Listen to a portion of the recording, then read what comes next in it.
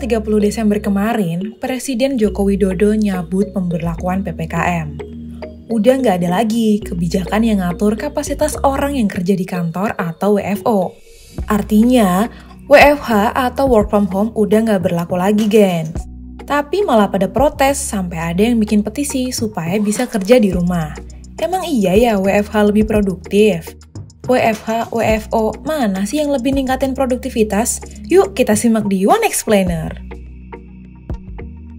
Pandemi udah 2 tahun berjalan, gens. Orang-orang udah mulai kebiasa kerja dari rumah. Sampai-sampai pas pemberlakuan PPKM dicabut, malah pada bikin petisi supaya orang-orang masih bisa kerja di rumah. Petisi ini dimuat di website change.org. Sampai sekarang udah sekitar 18.000 orang tanda tanganin itu petisi. Dan gak menutup kemungkinan masih bakal nambah lagi. Petisi WFH ini diprakarsai sama Riwati Sidabutar. Katanya di petisi itu, dia mesti nempuh jarak 40 km pulang pergi buat ke kantor. Belum lagi kalau hujan jadi macet deh. Dan ini belum tentu bisa bikin orang produktif di kantor karena udah capek dulu di jalan. Awalnya, kebijakan buat WFH ini tujuannya buat ngebatasin kapasitas kerumunan supaya COVID-19 bisa terkendali. Beberapa perusahaan yang udah ngerasain manfaat kerja WFH mulai mempertimbangkan buat tetap nyuruh karyawannya WFH.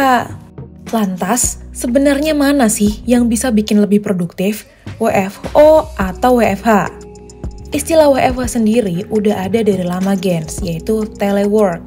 Istilah telework ini muncul pertama kali dalam buku The Human Use of Human Beings, Cybernetics and Society yang ditulis sama Norbert Wiener pada tahun 1950. Lalu, gonta-ganti jadi flexible working, home-based telecommuting, dan masih banyak lagi deh pokoknya. Survei yang dilakuin sama McKinsey terhadap pekerja soal perbandingan antara WFH atau WFO nyatat kalau 80% pekerja lebih suka WFH dan 20%-nya lebih suka sama WFO. Di mana 41% pekerja ngerasa lebih produktif saat WFH dan 28%-nya ngerasa produktivitas yang sama aja mau WFH atau WFO. Kebanyakan dari mereka ngerasa produktif pas WFH karena nggak perlu nyiapin tetek bengek segala macem buat ke kantor. Sedangkan 31% pekerja yang merasa lebih produktif saat WFO rata-rata karena banyak yang keganggu sama kerjaan rumah. Kelebihan kerja WFH udah pasti banyak dong, gens. Misalnya menghemat waktu. Kayak misalnya orang Bekasi yang kantornya di Jakarta atau di daerah lain, bakal menghemat waktu banget dengan adanya kebijakan ini. Hasil penelitian yang dilakuin sama Okta, salah satu access management company di Inggris terhadap 6.000 pekerja di seluruh Eropa, nunjukin kalau para responden melaporkan produktivitas meningkat karena waktu yang lebih fleksibel dan berkurangnya gangguan.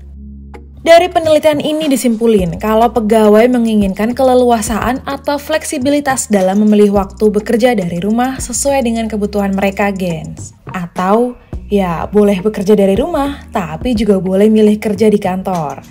Selain kelebihan-kelebihan, ternyata kerja di rumah atau WFH juga ada minusnya.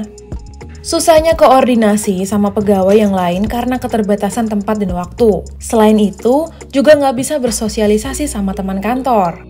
Penelitian yang dilakuin sama Muhammad Syahid yang berjudul Work from Home During COVID-19, Employees Perception and Experience nunjukin kalau orang-orang tuh ada yang gak nyaman kalau kerja di rumah. Soalnya, dia gak punya lingkungan yang mendukung buat kerja dari rumah.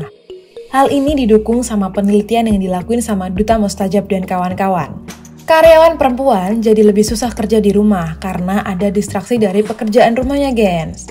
Nah, Pak Deddy Herlambang, pengamat transportasi, ngasih tanggapan soal adanya petisi buat WFH tadi. Kata beliau, kebijakan WFH sebenarnya nggak perlu kalau mode share angkutan umum udah mencapai 50%.